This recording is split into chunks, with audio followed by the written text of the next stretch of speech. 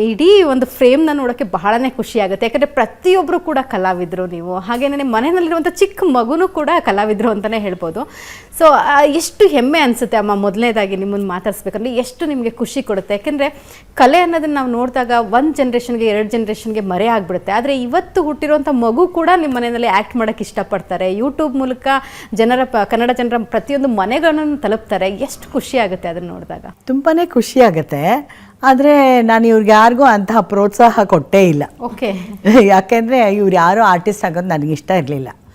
ಯಾಕೆಂದರೆ ಬದುಕು ತುಂಬ ದುಸ್ತರವಾಗಿರುತ್ತೆ. ಆರ್ಟಿಸ್ಟ್ ಬದುಕು ಎಲ್ಲ ನನ್ನ ನಾಟಕದಿಂದ ನೋಡ್ಕೊಂಡು ಬಂದಿದ್ದೀನಲ್ಲ, ನಾನು ಹೇಗೆ ಬಂದೆ ಅಂತಂದ್ಬಿಟ್ಟು. ಹೌದು. ಮತ್ತು ಲೋಕೇಶ್ ಅವರಾಗಿರ್ಬೋದು, ಅವ್ರ ತಂದೆ ಅಷ್ಟು ಒಂದು ಹೆಸರುವಾಸಿಯಾದವರು, ಕೊನೆ ಗಳಿಗೆಯಲ್ಲಿ ಹೇಗೆ ಅವರ ಮರಣ ಆಯಿತು ಅದೆಲ್ಲ ನೋಡ್ಕೊಂಡು ಬಂದಾಗ ಭಯ ಆಗ್ತಾಯಿತ್ತು.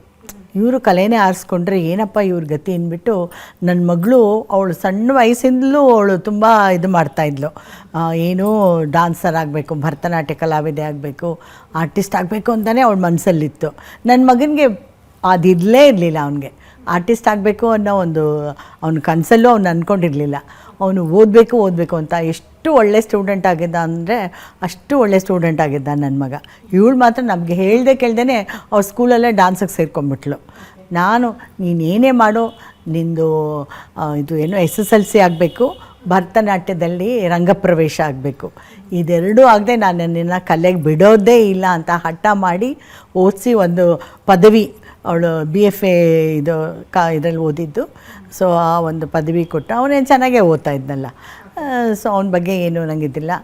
ಆಮೇಲೆ ಅವನು ಕಾಲೇಜ್ಗೆ ಹೋಗಿದ್ಮೇಲೆ ಇದು ಸೀರಿಯಲಲ್ಲಿ ಆ್ಯಕ್ಟ್ ಮಾಡ್ತೀನಿ ಅದು ಇದು ಅಂದಾಗ ನನಗೆ ಗಾಬರಿ ಆಯಿತು.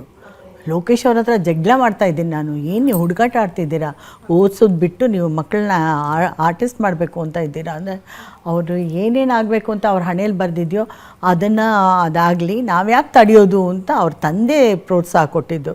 ಅವನು ಸೀರಿಯಲಲ್ಲಿ ಇತಿಹಾಸ ಅಂತ, ನನ್ನ ಮಗ ಆಮೇಲೆ ಇತಿಹಾಸನೇ ನಿರ್ಮಾಣ ಮಾಡ್ದ.